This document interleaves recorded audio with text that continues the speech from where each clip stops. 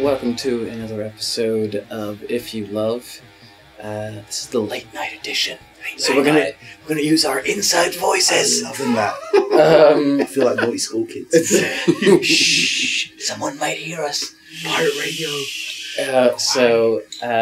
With me as newly always is John Clay and Simon Mitchell. I, of course, am Masud, and we are looking at Black Mirror Episode 2. What was it called? 15 million merits. 15 million merits. Like the idea of that. This episode centers around a man on a bike, has 15 million merits. He costs them to get a girl to enter a X Factor type show, and then she gets exploited.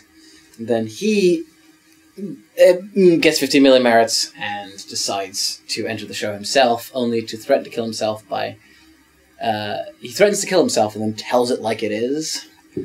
That ends up becoming part of the system. And then ends up becoming part of the system that in turn he's trying to fight. So what were we trying to learn, or what were we supposed to learn out of this show? Let me just not let that go. Like, essentially, when that lady goes on that show, she's sexualized. They want her to get her tits out. They don't want her just to sing. They want to turn her into a sexual object because they believe, as most people probably already sussed out, but the music industry is very much a sex industry. Unless you're getting it out, then you can't sing. I mean, Rihanna, great singer she may be to some, I think a lot of her appeal comes from the fact that she's quite a good-looking woman. So they will sell that aspect of her. What this guy is really angry about is that that's not all there is to her. In fact, that shouldn't be the main thing that they promote about her. She's got a great voice. And that's his main issue of the whole industry of finding a talent. Prostitution is the oldest industry that has ever been. Yeah, and so therefore, to deny it is pretty much going against human nature in itself, because you wouldn't look at somebody who is necessarily ugly. I mean, Bjork worked, but she's weird as fuck. She's an interesting case, because she's like, you look at her, you're like, this is interesting. You're saying, Simon, you say you can justify the actions of certain music representatives, certain music execs when it comes to promoting a female act.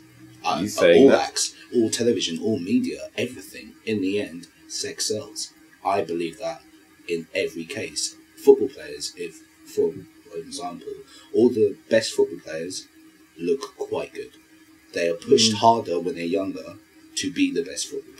Same thing as music. Okay. Isn't there a glut of industry types who push this so hard that at some point you become ultra cynical about every act that comes out? You know, as soon as a female artist comes out or a male artist, the first thing I'm thinking of is, okay, they look a certain way.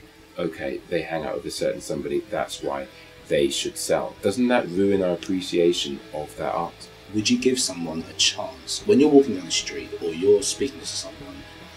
You make a decision in the first couple of seconds, about their looks and how they're talking, and you'll give them your chance.